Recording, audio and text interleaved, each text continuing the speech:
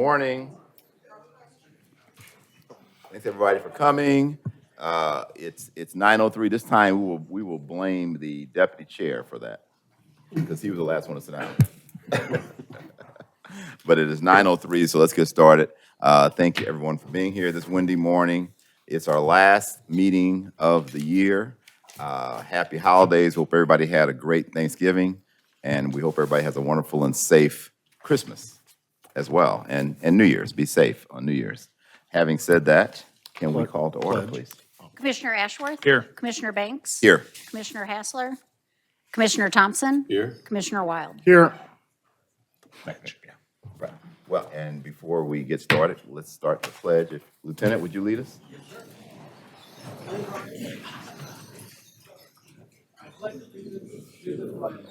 The United States of America, and to the republic for which it stands, one nation, under God, indivisible, with liberty and justice for all.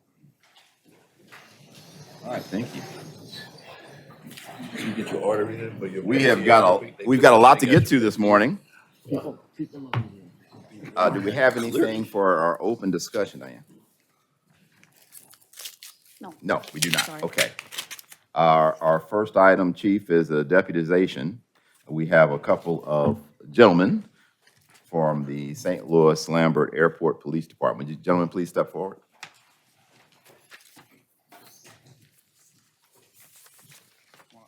Come on. We don't bite. Okay, I'm unarmed. Okay. All right, please raise your right hand. Repeat after me. I state your name. Do solemnly swear that I am a citizen of the United States, that I will support the Constitution and laws of the United States, the state of Missouri, and the charter and ordinances of St. Louis County, that I will faithfully adhere to the regulations provided in the rules and procedures for deputization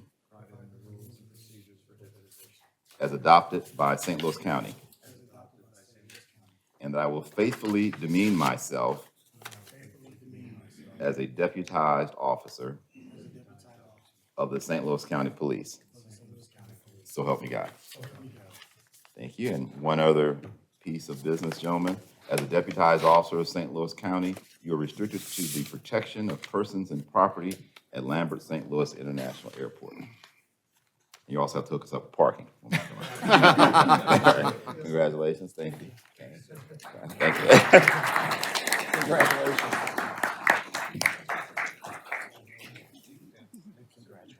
Right. Thanks again. You any relation to Rick Weinhold? Congratulations.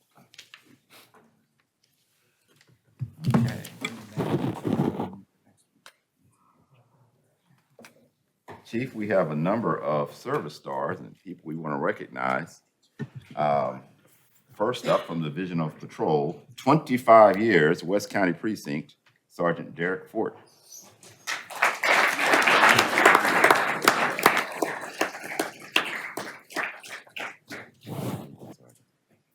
You don't look old enough, 25 years. Service, sir. And your gold cuffs. Congrats, Sarge.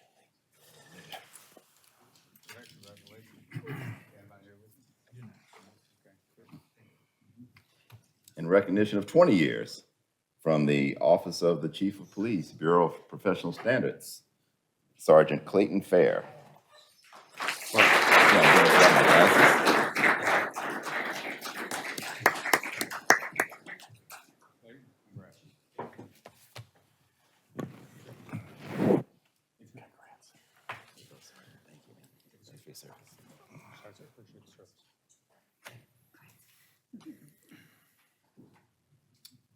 Probably you have him out of here with you? Oh, yeah, whoa.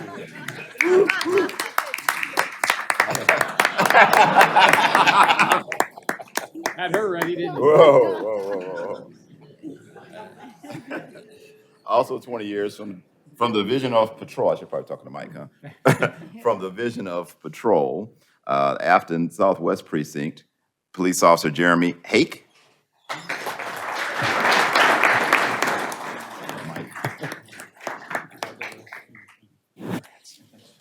sir. Congratulations. Thank you.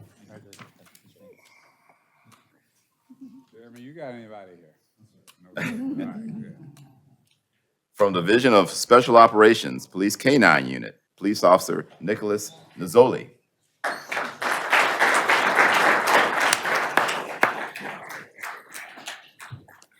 Nick, you didn't bring Cujo with you?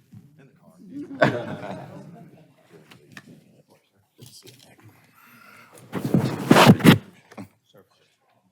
Both of you. Both of you. Yeah, where's him? Where's he? Anybody? No? All right, just Cujo in the car. Share that, Cujo. All right, Chief, we're at 15 years now. From the Division of Patrol, City of Wildwood Precinct, Lieutenant Andrew Hamill.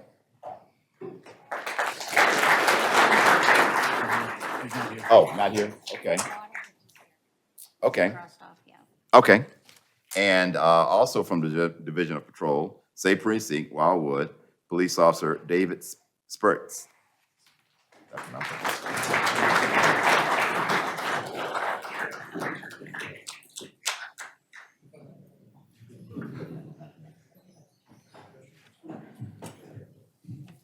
Dave, congratulations, sir. Did I put you last?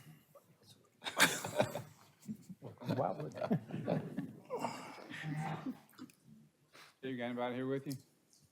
All right. And Chief, 10 years of service from the Division of Patrol, City of Jennings Precinct, Police Officer Matthew Grimes.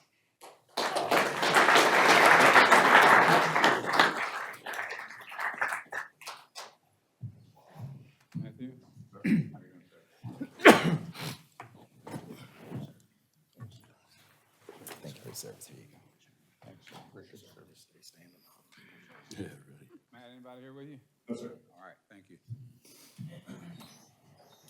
Okay, Chief, and these babies from 5 years. The Office of Staff Inspections, Ms. Karen Livingston.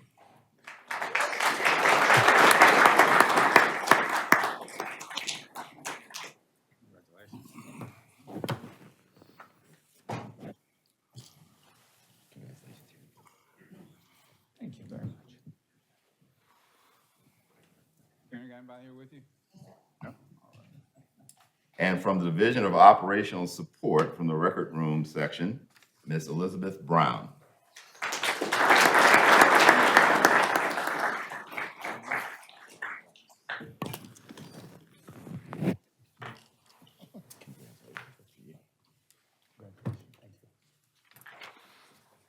Anybody here with you? Chief, I think that's all the service stories we have, I think. Good enough. Next on the agenda is some commendations that we have to make. First group up is the Metro, I'm sorry, Special Response Team. Come on up, guys.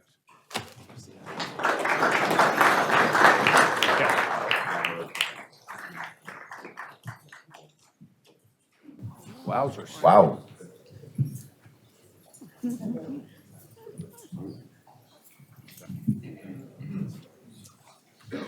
So anyway, mainly to the board, you know, we've been having a lot of issues with overtime. And when this group was established to do what they do, they saved us quite a bit on overtime, nowhere near what the board, what the council wanted us to see. The work that they do out there is outstanding, helps our precinct, and we are down on shift, on beats, and we appreciate everything that you guys do. I'm gonna give this to Colonel, let Thank him you, make the sir. presentation.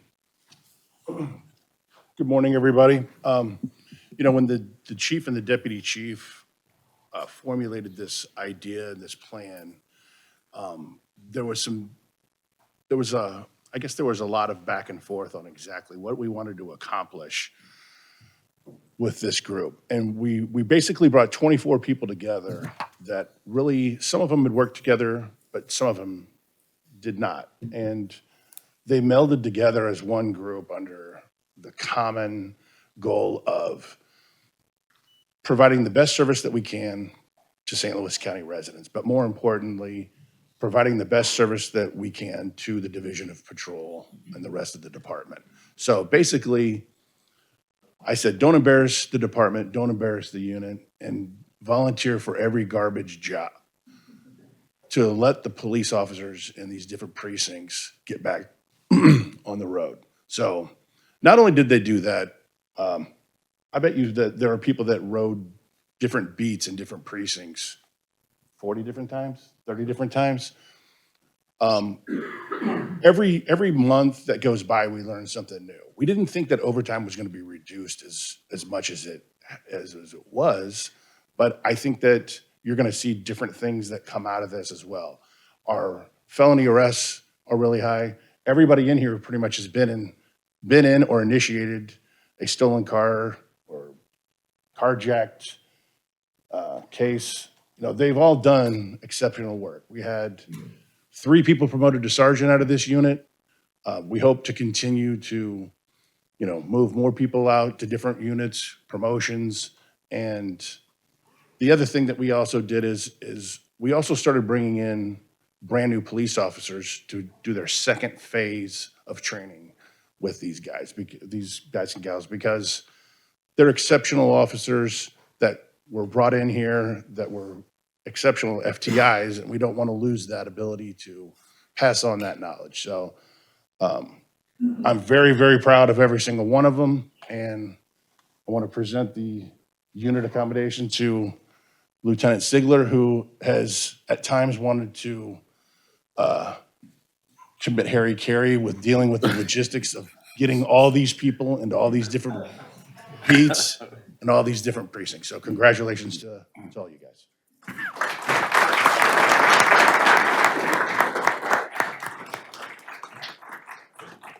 We want to ask you all, you guys. Thank you guys for what you do. We appreciate it. All right. Thank you. Congratulations. Colonel, now that it's a success, the board made the recommendation to do this, not the chief and the deputy chief. So we can get you guys to get into 2 lines, line item. We can have some people in front. Basically, everybody here from that second chair should fill in this way. There's leadership. Yes, and they think Charlie can close that.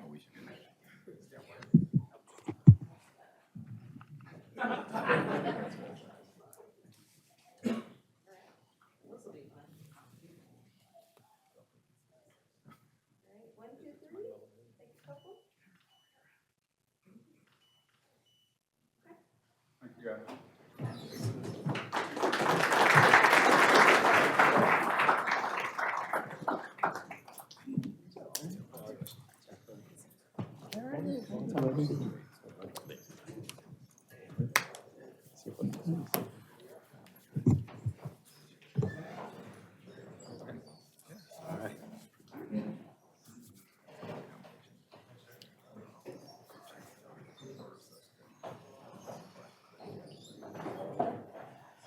That would have took another 15 minutes. We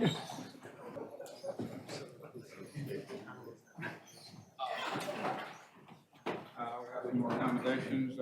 Police Officer Blair Conrad, come up. I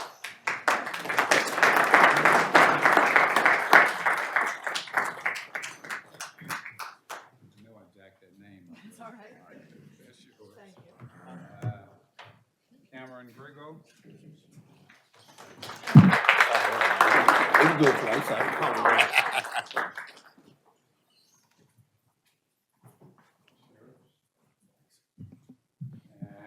Police Officer Derek Williams.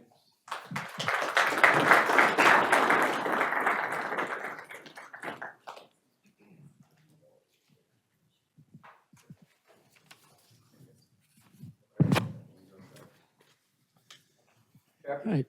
Chief, members of the board, ladies and gentlemen, on January 20th of this year, the Bureau of Communications broadcast a description of a vehicle wanted for a homicide that occurred in North County. Officer Coring was patrolling in the area of Lucas and Hunt and 70, and she observed a vehicle matching that description. So she positioned herself behind that vehicle, started trying to verify with the Bureau of Communications that was in fact the vehicle wanted for the homicide. Officer Grego was in the area, so he came to the area as well. They followed the vehicle south on Lucas and Hunt. It turned into the Walgreens lot at Lucas and Hunt Natural Bridge. They attempted to stop the vehicle. The vehicle failed to yield, which resulted in a brief pursuit. The vehicle lost control. The driver lost control. The vehicle came to a stop. The suspect fled. At that time, Officer Williams had arrived as well, so they engaged in a foot pursuit, brief foot pursuit, ultimately got the individual into custody. And so in addition to the subject being wanted for that murder that had happened in North County, they also recovered, upon searching the individual and searching the vehicle, they recovered a significant amount of methamphetamine, fentanyl, and a sizable amount of cash as well. So just a great example, another example of in the Central County Precinct of great police work and teamwork. So congratulations.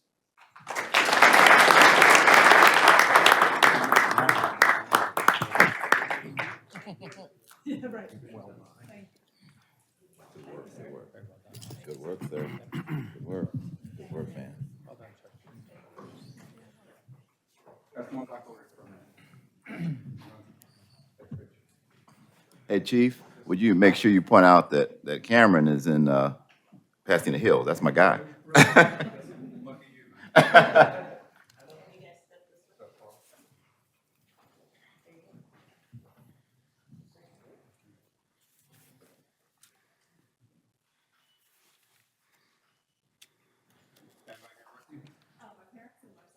Please stand.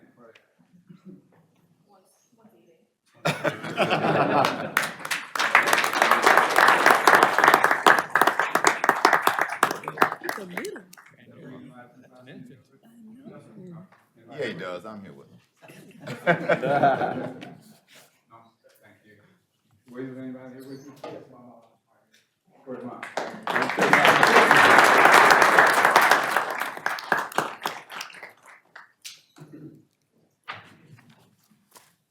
Police Officer David, please.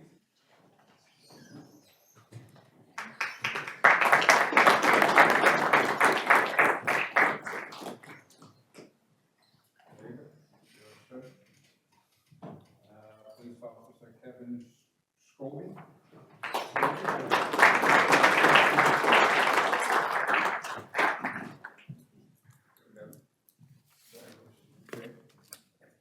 And Police Officer Michael Don.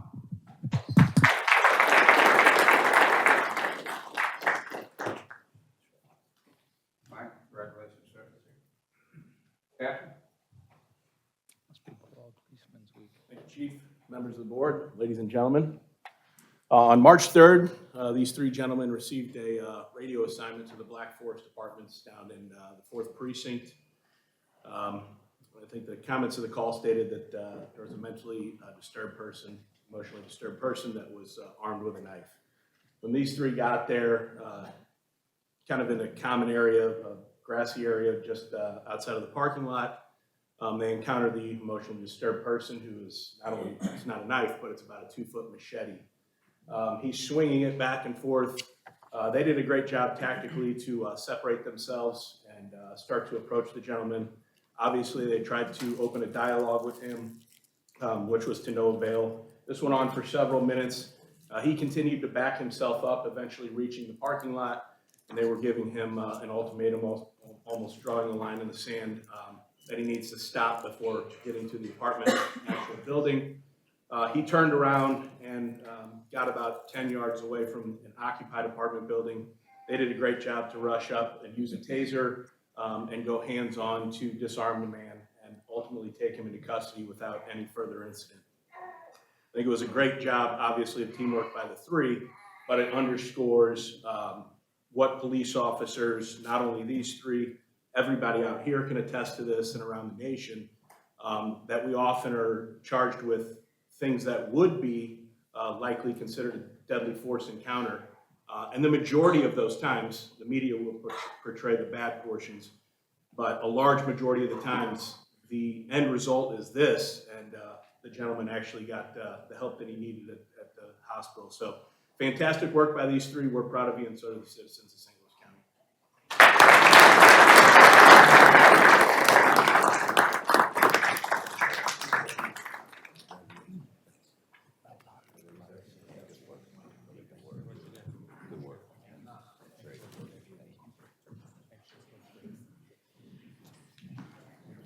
That's how you do it, right there.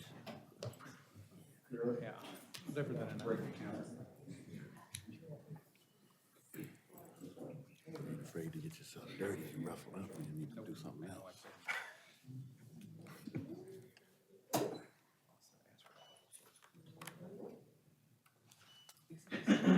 Everybody here with you? No? Thank you, sir. Nobody? All right. Thank you, guys. Unfortunately, these two.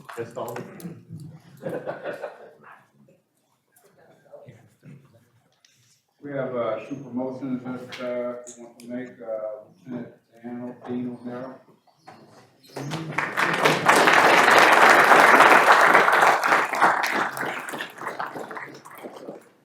Dean is, 26 years on the department. You're coming from the first precinct. Where else have you been? Jennings, Wildwood, a couple specialized units. Now I'm on Midnights in. Lucky you, right? Yes. Hard being a rookie, right? Thank you.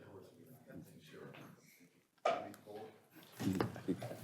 look forward to that. Wow, boy, maybe.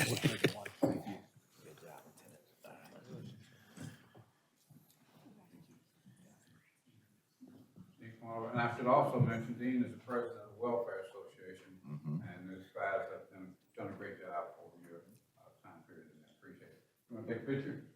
Yes. I also have my wife. Okay.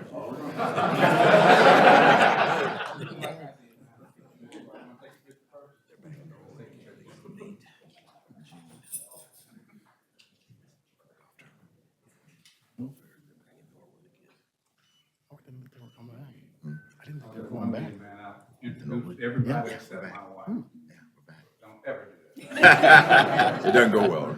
that. So who's here with me? I have my wife, Laura, and my sister Colleen. You want to stand up?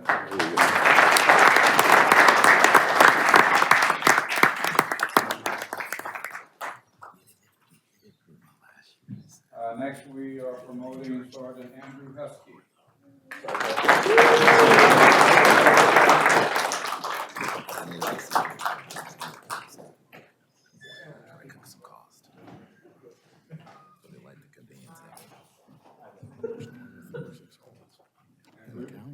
Andrew, 16 years with us? 18 years, my bad. No, it's okay. Andrew's last assignment, you're just leaving, that's right, is that correct? Yes, sir. Where else have you been? Starting the 7th, went to the 1st for quite some time, and then SRU, and back in the 1st. All right, man. Thanks. Yes, sir. All right.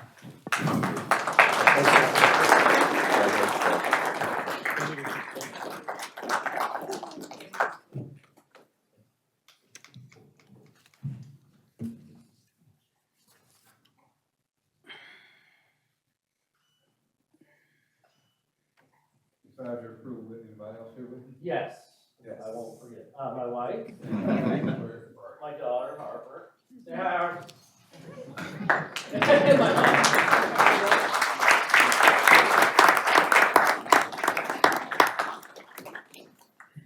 Rich, that's all I have, sir. Oh, okay. Thank you, Chief. Well, this is the part where we're about to get into the chief's report, and usually we give our friends and family a head start. You're welcome to stay for the nuts and bolts of our meeting, but if you would like a 30-second lead time, it starts right now. Happy holidays. Those gotta get back on the street. Yeah. Yes, sir, you get back on the street. Sergeant Husky, could you come up for a minute? These guys need to get back out on the street. How are you, brother? That didn't take much encouragement. Give that to your, is it your daughter? You have two here or just one? My son's not here. He's at school. Hold on. Thank you. I did mine. Those are from the board. Thank you. Thank you. Congratulations. So he got promoted to sergeant, or is he gonna go somewhere else? No, he got promoted to sergeant. Okay, so he had to. He was a patrolman.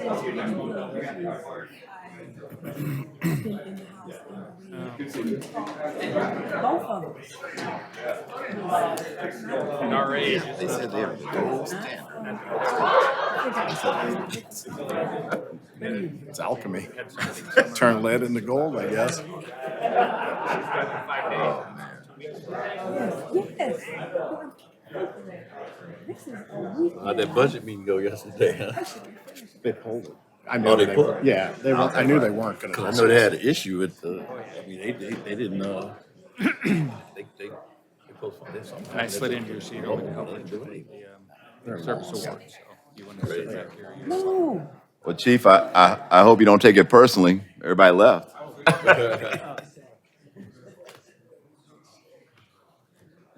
Yes, sir. Sarah, you at? You're out. I know Sarah's about tired of me this No. Good morning. Morning. Morning, Sarah. I don't have much today. We can start with talking about 2025 budget. We're currently projecting a deficit of $152,000. We are working with County Council on a supplemental appropriation. We have not determined the exact amount that we need yet, but hopefully by the end of the week, we will know. Any questions on 2025? No? Okay. 2026 budget, we still know nothing. We thought we were going to hear about some potential cuts last night. We didn't. So next week, we should know more. That's all I have for 2026 budget. Any questions? No? Okay. The last thing is ARPA. We've spent $39 million, submitted $19 million to the state, and been reimbursed $17 million. So that's everything. That's great. Okay. Thank you, Sarah. All right. Thank you. Thanks, Sarah. Thanks for your support. He said ask for something. What's it like working with Deputy Chief Cox? Sir, morning, everyone. Morning. Morning. You see how quick Sarah was, right?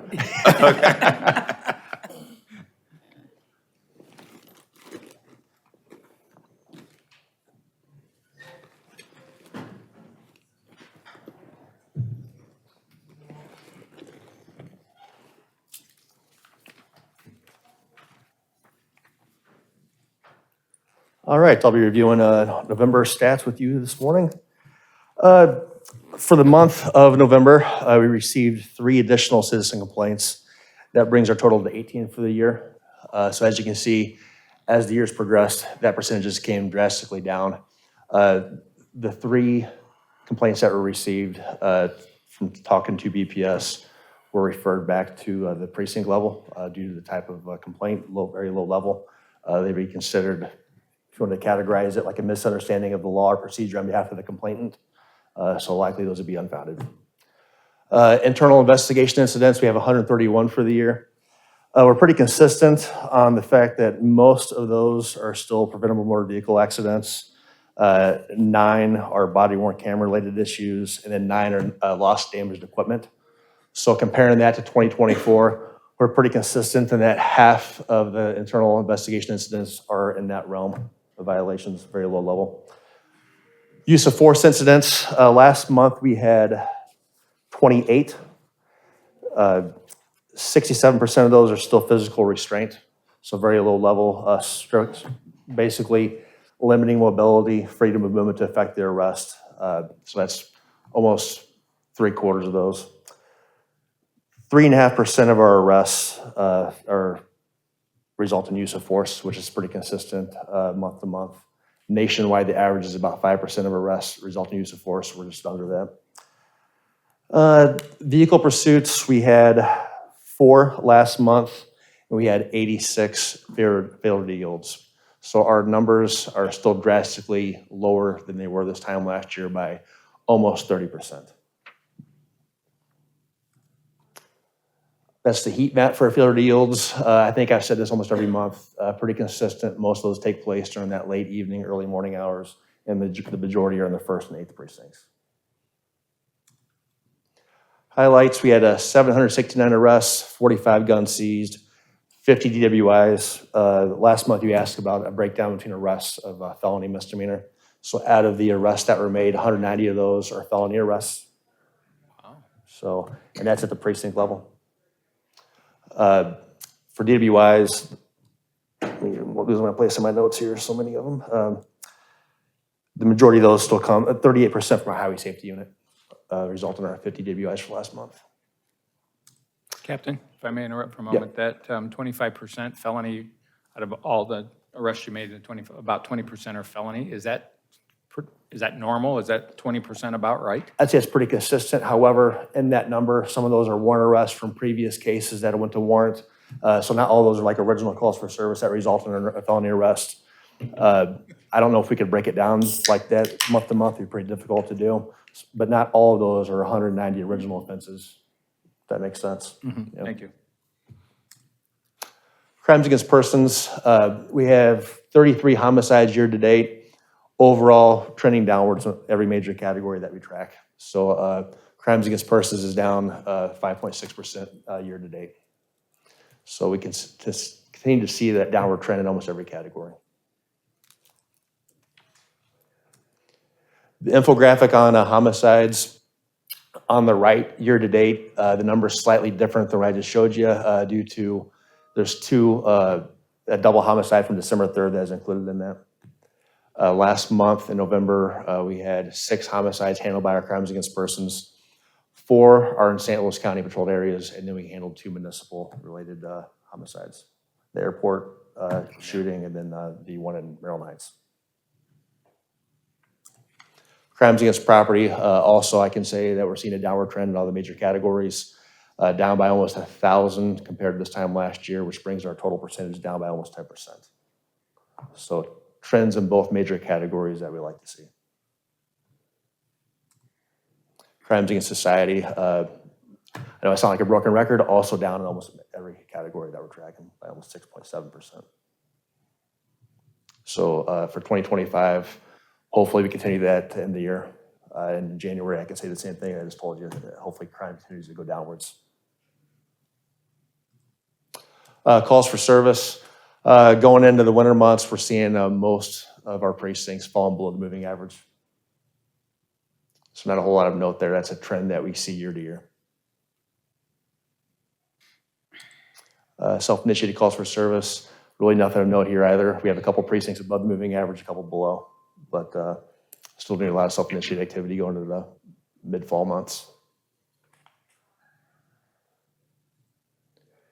Top calls, also consistent month to month. A lot of sick cases, a lot of burglar alarms. Nothing too extraordinary on this slide. Self-initiated calls, a lot of extra patrols, a lot of traffic stops. So our guys are doing a lot of self-initiated activity out there. Traffic stop data of note, our bias-free policing committee will be meeting in January to round out 2025, quarter 4. So I'll be giving a more in-depth report on that probably in February or in January, depending on when we meet. Any questions on what I covered? All right, quick question. On the earlier slide, what's the correlation between the internal investigations and the citizen complaints? Is there a direct correlation, or are those complaints? I would say citizen complaints, from talking to Captain Price and BPS, a lot of those fall in the realm of, we still receive a lot of citizen complaints that aren't even directed towards our agency. So they do a lot of referrals to the proper jurisdiction. And then you also have just, what I'd say, a general misunderstanding of our procedures or the law. A lot of our internal investigations have a result of policy violations or, like I said earlier, damaging equipment, losing equipment. We have a lot of stuff that we wear, stuff gets lost, gets reported, that's going to be a complaint. And then when it comes to preventable motor vehicle accidents, if there's something an officer did where the accident could have been prevented, that's going to be a complaint also. So I would say there's no direct correlation between internal and citizen complaints. Right, because my opinion of that. I mean, I just noticed the trend was consistent, the increase, but clearly some of those complaints can be about other things outside of the officers, right? Not just about Correct. the officers. Yes, so in the day and age of body cameras are, it's very, we probably look quicker on identifying whether or not there's actually an issue that needs to be investigated or not. Or, like I said, is it something, maybe a discussion needs to have taken place with the citizen to explain why we did certain actions. Got it. Yep. Anything else? All right, thank you. Thank you. I don't want another comment on it, not towards you. It's, I just wanted to acknowledge, you know, what Shellman stated earlier. I think that was, a lot of people don't recognize how important that is. And I'm glad you made that point, that a lot of these, again, I'm just going back on my experience when my brother, when he was an officer. There are a lot of incidents that have been avoided and prevented without someone getting killed or getting shot or whatever. And I think people need to know more about the fact that you guys put yourselves in harm's way every day and you never pull your weapon. But the media somehow always portrays the officer-involved shootings, and we know that there's a lot more incidents out here every day where that's not happening. So thank you for making that point. That very well could have happened. We could have had. Oh, absolutely. Escalated very easily. I'm not sure how long I would have waited. Right. So, yes. Tony and I would have been together. Thank you, Chief. Good morning. Good morning. Go over our November HR stats for everyone. For our retention for commission staff, go back to, we'll do November this year versus November of last year. A lot of these were neutral. So resignations, we were 2 this year for commissioned officers, 2 last year. Retirements, 0. 0 last year as well. Switching over to professional staff, we had 2 resignations November of this year, 3 last year. Retirements, we were at 0 and 0. For retention, January 1 of 2025 through November 30th of this year, we had 28 police officer resignations. We had 34 retirements. This year, so far, we've hired 47 police officers. As far as professional staff go, we had 38 resignations, 5 retirements, and we've hired 82 pro staff year to date. Some updates for you all. Academy Class 212, they'll graduate next week. We have 16 confirmed graduating for St. Louis County from that class. They started on June 30th. We'll have another recruit class starting in January, on January the 5th. That's Class 213. They'll graduate June 25th. As of right now, we're in that looking like 17 or 18. I'm going to fall on that sword early. I've got a plan, and I'll let you all know probably December or January, and I'll kind of let you know where we're at. Some pretty good things coming our way. Academy Class 214 will begin in June 29th of 2026. They'll graduate December 17th of 2026. As far as dispatch academies are concerned, we have one going January 26th of 2026. On the slide, I had 12. That number is actually going to be 10. We have another one going 4/13 of 2026 and then 7/27 of 2026. Another thing I wanted to add to this slide is for security officers, because I know that's another area that we're short. We have 13. We had 21 shortages in security services. We're at 13 now. And I just wanted to share with everybody that of those 13 vacancies right now, currently, we have 6 security officers in backgrounds. They're near ending that background investigation process. So they're getting really close to being conditionally offered. We'll get them into med psych, and then we'll get them posted.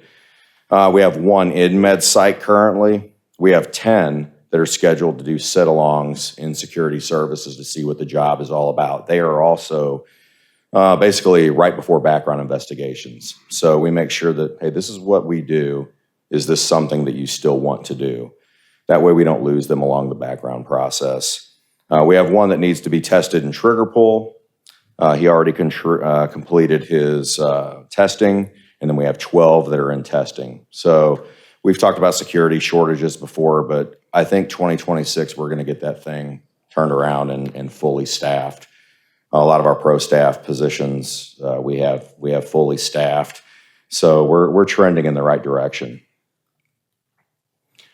Go over some application received numbers for November of this year compared to last year. For November of this year, we had 45 police officer applications that we received. I'll discuss that a little bit more in December or January as far as how many experienced police officers we're currently working or hiring. We had 38 applications received in 2024 November, 38. We had, for pro staff, we had, for November 2025, we had 146 applications received. And last year, this time, we had 103. We received 191 applications in November of 2025, and we had received 141 November of last year. So we're up 26% increase for our applications received across the board. And that's all I have. Any questions? I just wanted to acknowledge, I spent a little time, Chief, with Mr. Higginbotham last week. I mean, and he opened my eyes to try to understand, the process. I think a lot of times people get disenchanted or confused about the process. So thank you very much for that. That was very helpful. It was informative. And I think there are some things that we talked about that could improve the process. I think consistency, for example, was one of them, between different departments. I'm still trying to get my handle on all the different divisions and departments and so on and so forth. And I don't know that we're really consistent with the way we go about selecting individuals for various departments. Like some groups have more autonomy than others, and I just think that people like Mr. Higginbotham and others in that position need to have more hands-on say about who comes to them and that intake process. And my last comment is that, again, I don't want this to come off, to sound negative or anything, but I know that there were some concerns about me bringing up issues week to week as it pertains to race. I mean, some people made that complaint. And first of all, that doesn't bother me because as a black man who's here, my concern is for everyone, but more importantly, I would be remiss if I came here and just rubber stamped everything that was said to me. If I don't question things, I'm going to always do that. But I was told at a couple of meetings that from the time that people apply, they usually get back to within 24 hours, right? I mean, we all were here, we all heard that. Well, at the timing of our meeting, this one individual who had applied for a position that I spoke of still had not been contacted. It has been 2 to 3 months. Yeah. So I just don't want the department, because you guys are doing such great work, we don't need to have one incident like that to cause people to not want to apply or feel like they don't have an opportunity if they apply. So if that's something that we could look in a little further, I'd appreciate it. Absolutely. Any other questions at all? And as I told you yesterday, Commissioner, we appreciate any feedback. You spoke about feedback yesterday. Yeah. That we get from you guys about what we're doing here, and hopefully we can explain why it's that way and why that happened, and try to make amends to make sure that it doesn't happen again. Everything is open in this meeting. Race, whatever it may be, is discussed. I mean, that's an important part of what we're trying to do, is to get away from the negative impact of us in those types of situations. No, I appreciate it, and I feel very, I haven't had any pushback on anyone that I've talked to. Everyone that I've spoken with have been very open and sharing with me, and even there's been some acknowledgments of change that need to occur that they're working towards. And like anything else, I'm sure this ship can't get turned around overnight. There's a lot of past issues that have been addressed and have improved considerably. I grew up living in the county all my life, and I've seen the progress that they've made under your leadership, and a lot of the changes that you've made throughout the organization is huge, but like I told, I think it was Mr. Cavaletti the other day, I said, it's like I'm sorry, Captain, this guy right here. This guy here, Well, see, first of all, I got to remember all the titles. I don't know who's a captain, who's a lieutenant, who's a colonel. So, Give a little but it's like I think Malcolm X was said, you could put a 9-inch blade in my back and pull it out 3 inches and call it progress. So it's not progress until it's out. So we got a lot to do. We want to keep moving in that direction. Thank you. Thank you, sir. Thank you. I have one question on the resignations. That seemed to be relatively high. Can you, in January, maybe talk a little bit? I'd like to know Absolutely. years they had been with Yes, sir. us, if there were any trends or things that we might do to, I mean, that's 38 people I'll go over who and were trained and, in my head, I kind of have an idea, but I'll go over and actually kind of look. I look at all these exit interviews and things like that. So as far as the ideas, the retirements were, we kind of had an idea for the last several years. There was a group that was going to be coming, and the train can't go down the tracks forever. So the 34 retirements, we kind of knew that was going to happen at some point. We kind of know down the road what we still have left, who's getting close. So that's a number that we, it's just kind of up there until you see the date out in front of you. But yes, sir, absolutely. And I'll get you some good numbers on some police staffing, especially call it 2026 from 2025. So I think that'd be very helpful. And you bet. I'd like to also address something that Commissioner Thompson said. We've known each other for 4 decades now and have Believe it or business not. relationships. And I still talk to him. And a lot of it in our business, in the construction and engineering business, pertains to race because of the way contracts are let and things. And one thing I've always really appreciated about Tony is we could talk about anything. And I think that's how we get better. Because some of the comments that were made here, I get calls from people saying, whoa, what's up with that? What's up with that? Just put it out. Talk about it. Ask Tony, what did you mean by that? Yeah, if anybody needs my cell phone, you call anytime. You want to question me on anything. We're both very open about that. And that's the only way we'll get better as a department, in my opinion, is to have the conversations and not in hushed tones and hallways. But people should feel free to approach us, to approach each other and talk about the important issues. And race is one of those. Gender is, there's a lot of education is. And I just would reinforce what I know Commissioner Thompson very well. And I know he's committed to making this a better place. And he's not focused in the wrong direction. I'm making him a better person. He's had 40 years and you see what he did? No, Thank you all. just want to make that point. Thank you very much, Lieutenant. Whoa, time Thanks, out. Mike. I have Yeah, a few. I figured I wasn't getting off that easy. Thank you. When you come back in January, would you do a 3-year trend or maybe even a 4-year trend, kind of post-COVID? Because COVID numbers are just crazy. But Absolutely. Year over year, I think. You want 3 or 4, sir? So 22, 23, 24, 25, so let's make it 4 years, right? Okay. So 22 would be the first year truly post-COVID. 21 was still crazy, yeah. That'd be helpful. That'll work. You bet, sir. Thank you. Secondly, on the security, Man.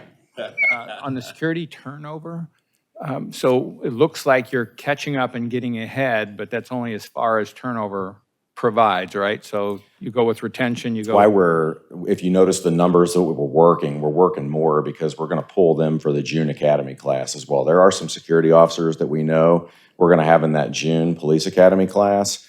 So that's if you look like, well, we're actually processing 20 plus.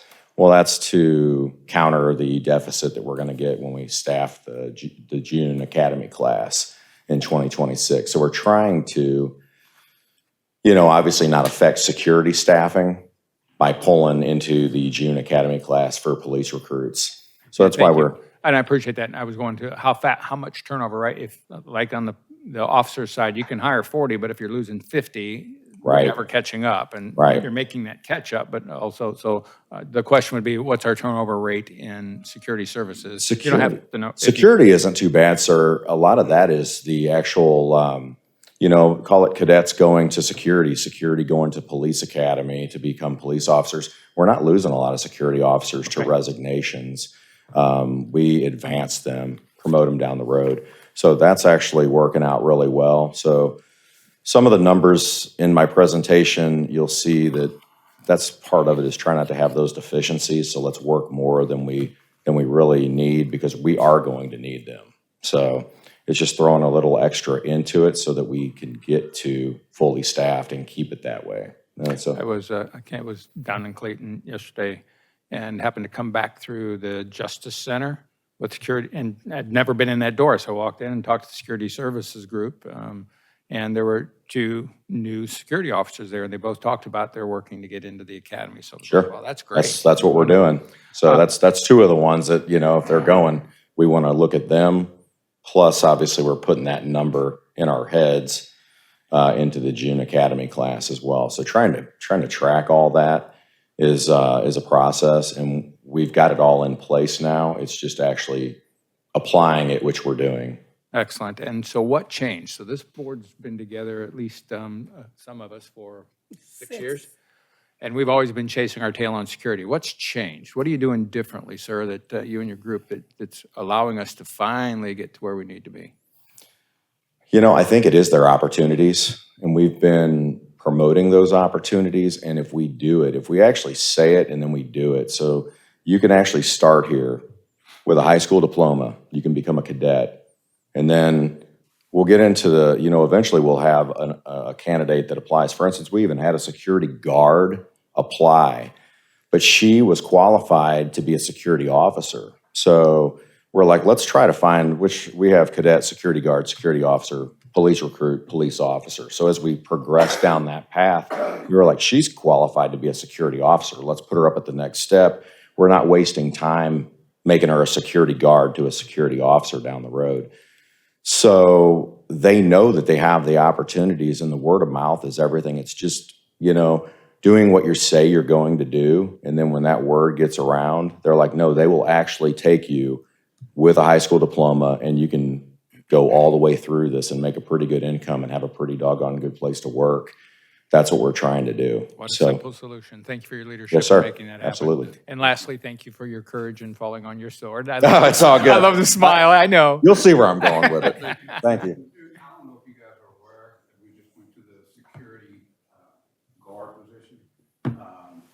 Not what they are aware of, they explained that they're Sure. bringing in 18-year-olds to hire them as security guards, unarmed, to work for our security officers. And with the idea of hopefully they'll get in here at 18, stay with us for a while, learn what this is all about. And that's what's happening to our security guards. They get the time in. They didn't have the experience of the police department. They come here, work a year. Next thing you know, they want to go to the academy. That's why they're here. They want to get that year in, and now they're gone. So. Yes, sir. We actually just added a step in the process from cadet to security officer, where we can say, let's go security guard. They can't carry a firearm, but they can staff a post, and they have to have a security officer with them. But if you have a 2-person post, you know, you can have somebody that's on the up and up, learning and, you know, eligible for, and when you promote people and they get pay increases and they get to advance, you retain them. So it's just, we don't have that stagnant job. Like, I've been doing the same job all these years. Well, we're not doing that anymore. We're advancing them along the way. And then for them to go to the police academy and then become police officers, that's a tremendous opportunity for all of them. So it's where we're at. Great idea, Chief. Thank you all. Chief, I know we talked about, they had, you guys have modified the PT requirements at some point slightly. And I know that there's some security officers who tried to go to the academy who perhaps failed the first time. Have they been informed, and maybe because of the modifications, to go back and try again? I'm sure that's come out in personnel that, you know, we don't do the height weight thing anymore. Whether they've been informed. Can you help me with that?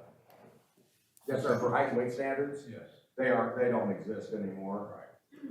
But I was just saying, there's some individuals that failed failed the first time that with some security. Have they been informed that they may have opportunity to go back? That was something that we were getting out there as well. Mary helped me out a bunch with our bulletin and just kind of word of mouth, getting it out there.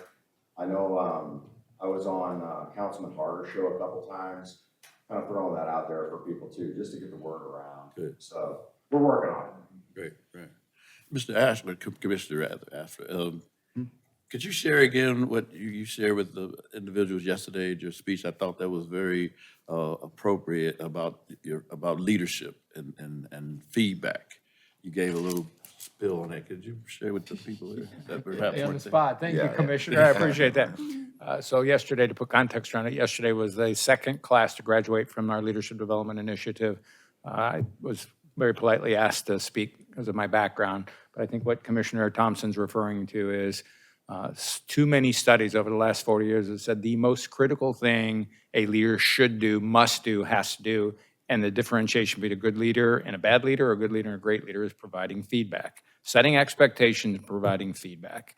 People need to get comfortable doing that, and it's the only way we lead is primarily setting expectations and making sure people understand whether they're meeting those expectations or not. It's good for me as a person. If I'm an employee responsible to you, I understand how I'm doing, but it also leads to my growth and my professional growth and personal growth. So, Commissioner, is that what you were focused on? Absolutely. Yeah. Thank you. Remember that, please. Set expectations and give feedback. The basic thing a leader does. Great message. Good morning. My name is Captain Devin Rose. I'm the St. Louis County and Municipal Police Academy Director. Training current and future police officers, as well as professional staff employees, is an incredibly important role. One that my staff and I am proud to do.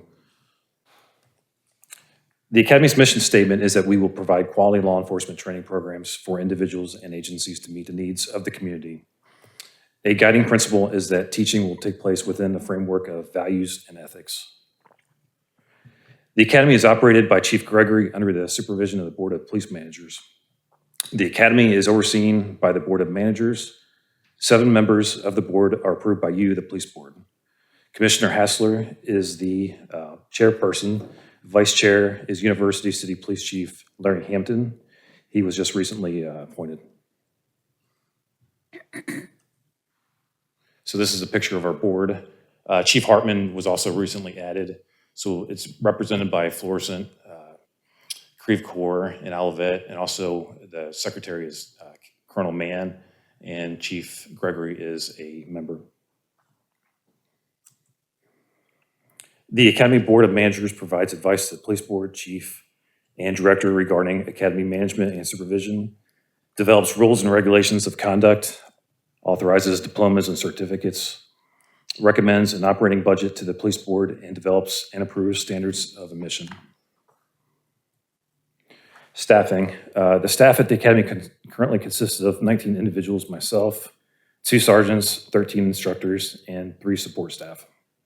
6 instructors are St. Louis County police officers. 1 is a professional staff instructor who retired from Wentzville. 3 are municipal police officers from Richmond Heights, Creve Coeur, and Florissant. Next year, a St. Charles County police officer will be switching with our Richmond Heights instructor.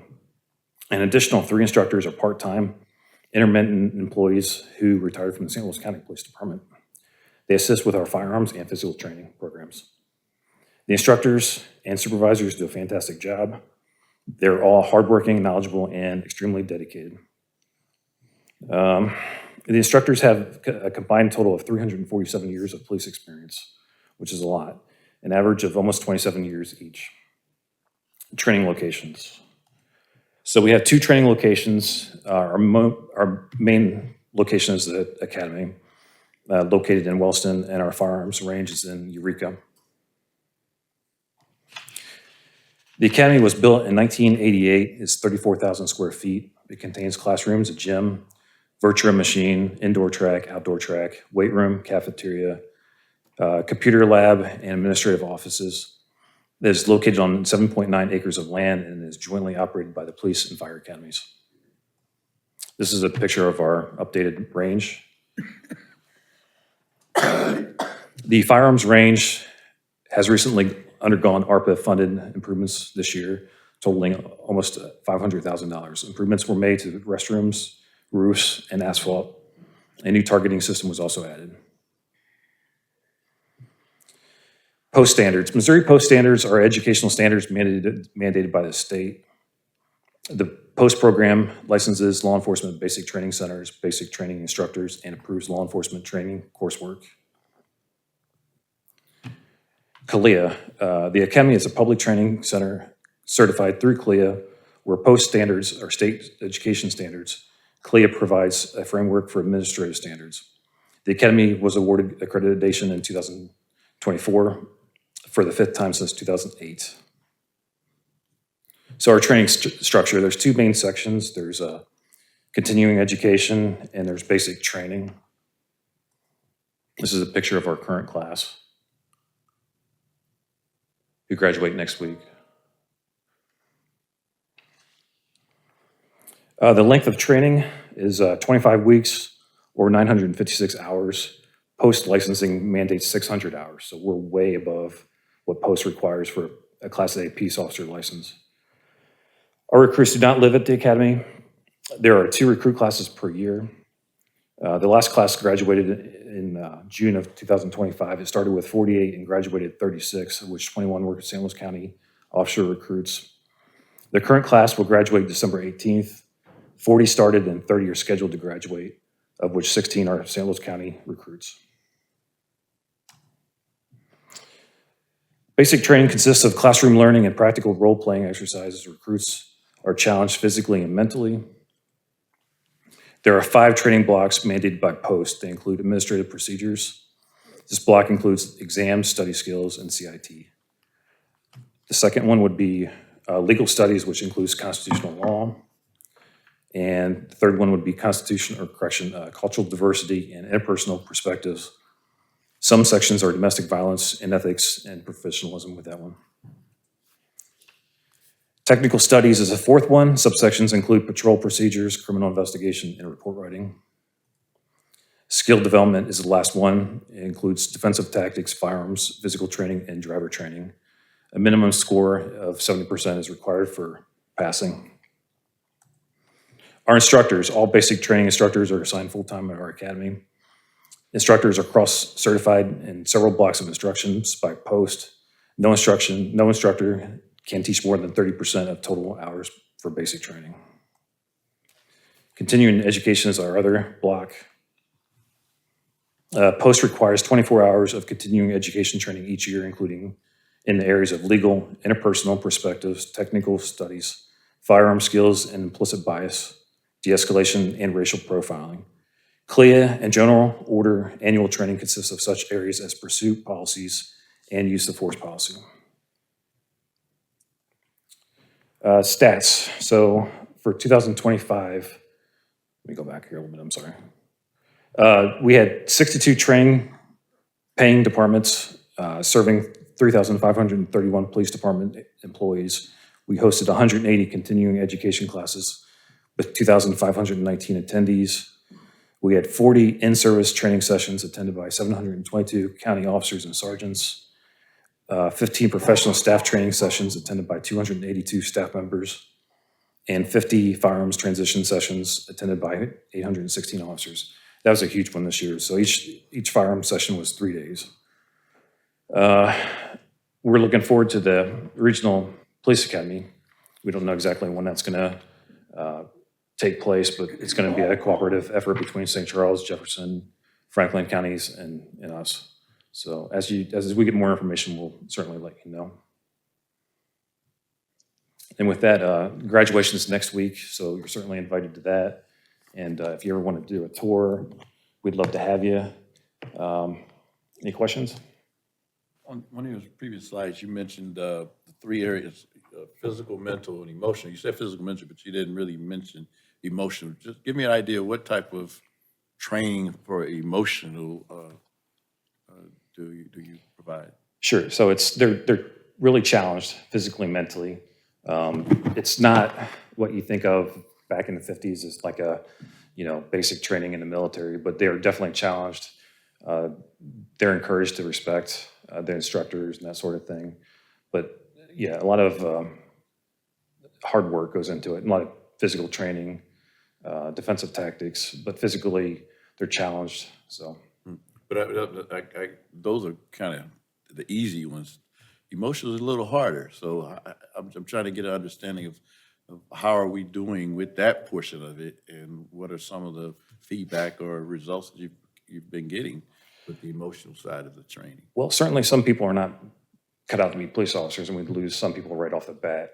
Does it primarily was that one of the areas factors? I think so. I think some people will get into it first day and they're, talked to sternly, and they realize, hey, maybe this is not for me, sort of thing. But if they can't handle that, then they probably can't handle being a police officer as well. Exactly. So, I have a question for the municipalities that attend. How do we decide the cost that we charge them?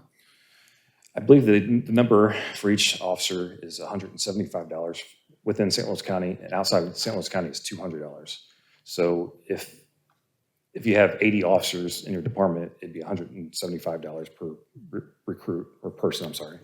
And then they can send their people through our academy for free, essentially. How would we revisit that? I mean, our cost has to be 25 times that with a staff of 18 and the facility costs. Would that be something that the academy board of managers would do? I think there should be probably some kind of professional study done maybe, but yeah, I think it's a good idea because I think those numbers are pretty old numbers. When I was over there many months ago, it was $100 per. It's going up to $175 now. Yes, sir. And we know, as you said, that has not been enough, really. And we probably do need to present that to the municipal police departments for an increase in that. I would just think that right now, with all that we're dealing with the academy, would probably be a bad time because they had the issues with the instructors being paid by St. Louis County. We dealt with that. And the next thing, they're looking at the possibility of tuition payment being increased. I think at some time soon we need to discuss that.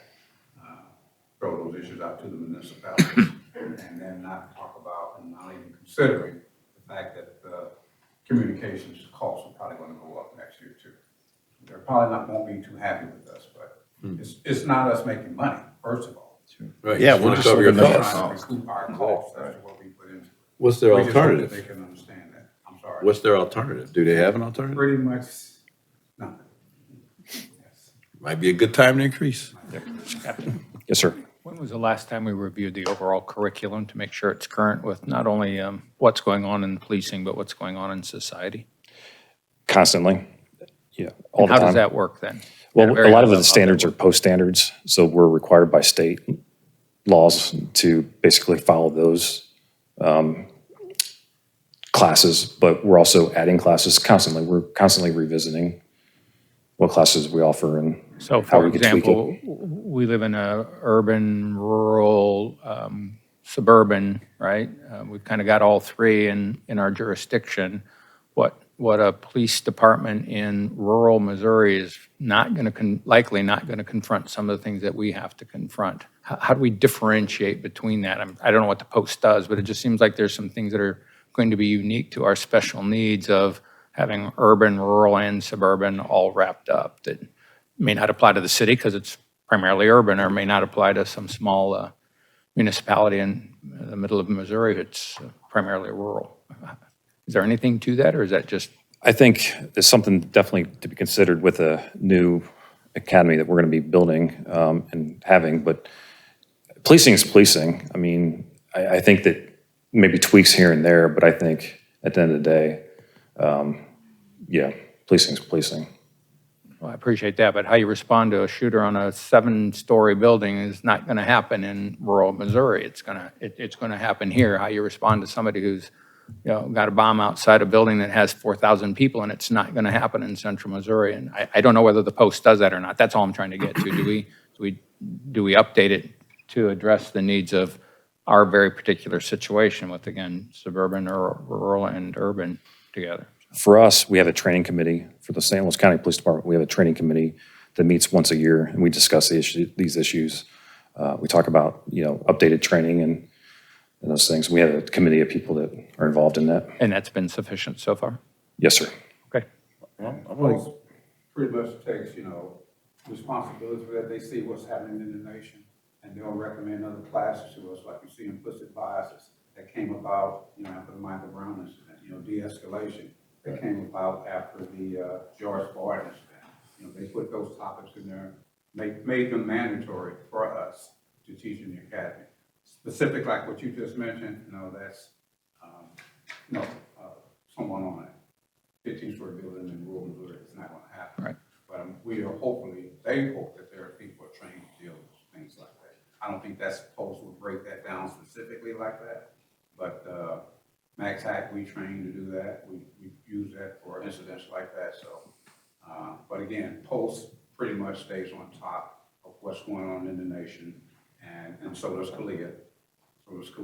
And they'll make recommendations that we train on those topics in our academy. Well, here's something a little more sensitive, I think, in the issue. There's, St. Louis County and the region in general, we have a pretty high immigration population of Bosnians, Hispanics, Asians, and so on and so forth. What are we doing to kind of prepare to train ourselves for the issues of ICE, coming in? And there's been a lot of talk about, unlawful orders versus lawful orders and things of that nature. And in some cities, there's some real clashes taking place between how the ICE immigration officers are coming into the communities and the local police officers are dealing with that.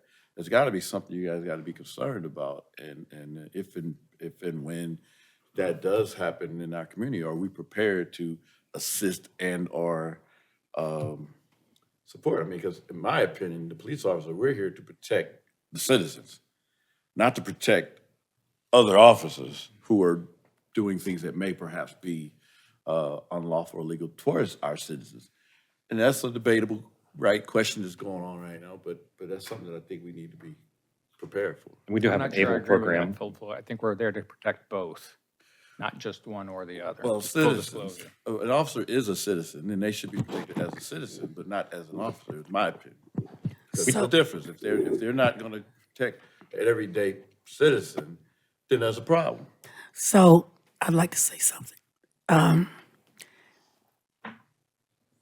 I think your question is really important, but I'm not sure that it is relevant to the academy. It would probably be more of a department issue since these events are occurring. Now, on the other hand, but long-term planning, certainly to look at and acknowledge that, through the academy, that we need to understand the needs of immigrants, people from different countries, the whole language thing, all of that is something that we might look at as far as a training module goes. But the part that you're talking about, at least currently, I think, is not something that the academy can do anything about. And I will say, I agree with Commissioner Hassler, it's not really an academy issue. About a month ago, the chief, deputy chief, and I met with the county executive, Commissioner Thompson, to address this very issue. I know the chief has done some research on that already that we can discuss. But yeah, it's been something that we've talked about already. I don't know if you remember the foundation meeting, I mentioned something that Commissioner St. Louis City. Tracy. Yes. Put me in touch with the chief of Chicago. Right. I know Chicago had dealt with these issues before, and I was on the phone with him for about a half hour, 45 minutes about how they dealt with ICE being there, border patrol, things of that sort, how they dealt with it. And the one thing that he mentioned to me was, from our standpoint, from the police standpoint, is to get the information out to your citizens as to why they're there and how we, as police, will address those issues that they're dealing with. People being drugged in jail or whatever. Obviously, we can't stop feds from doing what they do. And another issue that came up with him that he mentioned to me is what happens when the citizens turn on the feds? What do? We assist the feds.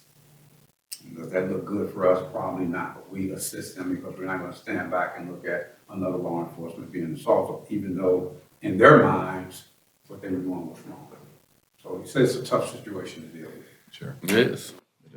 On a side note, we do train ABLE, that model, which teaches us to step in if we see something unlawful. So, any other questions? Any questions? Thank you very much. Thank you. Thank you.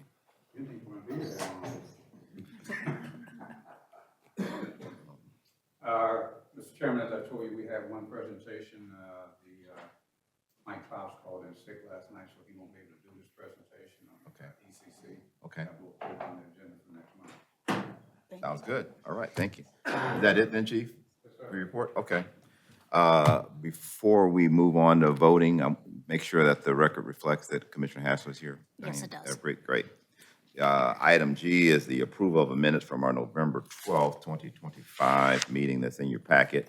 Is there a motion to approve those minutes? So moved. Second? Second. All in favor? Aye. Any opposed? No. Thank you. H, we move to incoming communications. Diane, do you have anything? No, I do not. I know we had several emails that came to us that I think Lieutenant Rodriguez redirected the people to the proper folks. I think that's the only communication I'm aware of. There were a few. Were all of those addressed? Yes. Most of them have been addressed. He's sending them to the right people. And I think he sent a couple emails back to Commissioner Wild with some of the repetitive requests.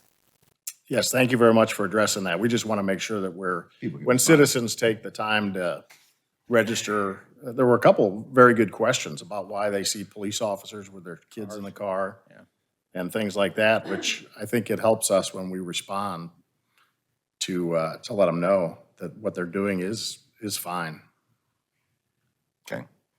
But those are being addressed. I know I saw the communication from Lieutenant Rodriguez to them. Okay, perfect.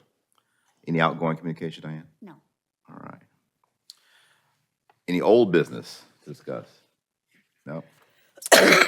Item J, under new business, we have from A through M, police service agreements, professional service agreements, and one memorandum of understanding. If everyone's reviewed A through M, is there a motion to approve? So moved. And second, I heard that. All in favor? Aye. Diane, do we have anything for the public forum? No, I do not see any public. Nothing? Okay.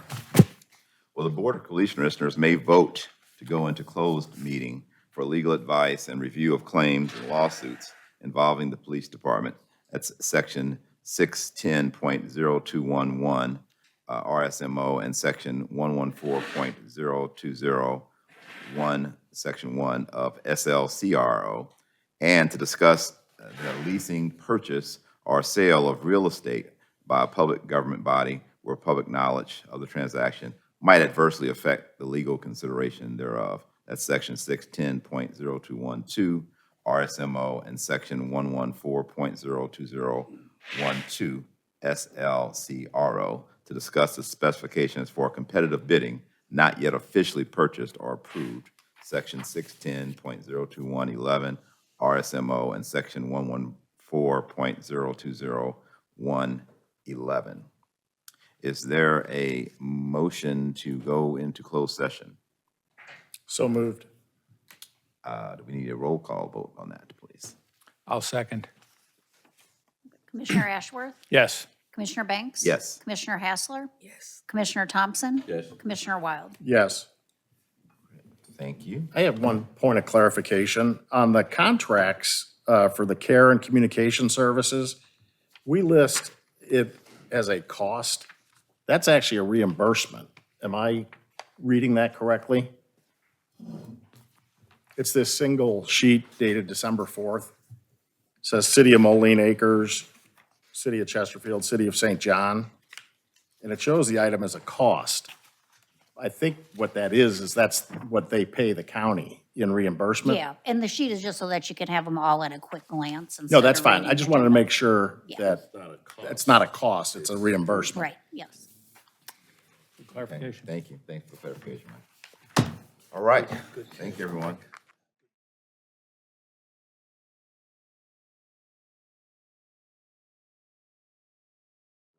We are back from closed session and now in open session. We have the item of elections on our agenda. Is there a motion? Mr. Chair, board members, I'll make a motion for the Board of Police Commissioner officer positions for 2026 to be Richard Banks serve as chair, Tony Thompson serve as vice chair, and Thomasina Hassler serve as secretary. Second. Oh, does I need to do a roll call vote on that, or? Okay. Commissioner Ashworth? Yes. Commissioner Banks? Yes. Commissioner Hassler? Yes. Commissioner Thompson? Yes. Yes. The only other item that was voted on was our January meeting date, which is now a Tuesday, which is not one of our normal days, but we're accommodating our schedules. Tuesday, January 20th, 26th. Is there anything else? Board? No? Happy holidays to everyone, and is there a motion to adjourn? Thank you all for coming. Move that we adjourn this meeting. Second? Sure, second? Okay. Go ahead, roll call us. Yes. Yes. Yes. Yes. Yes. Thank you, everybody. Holidays, everyone.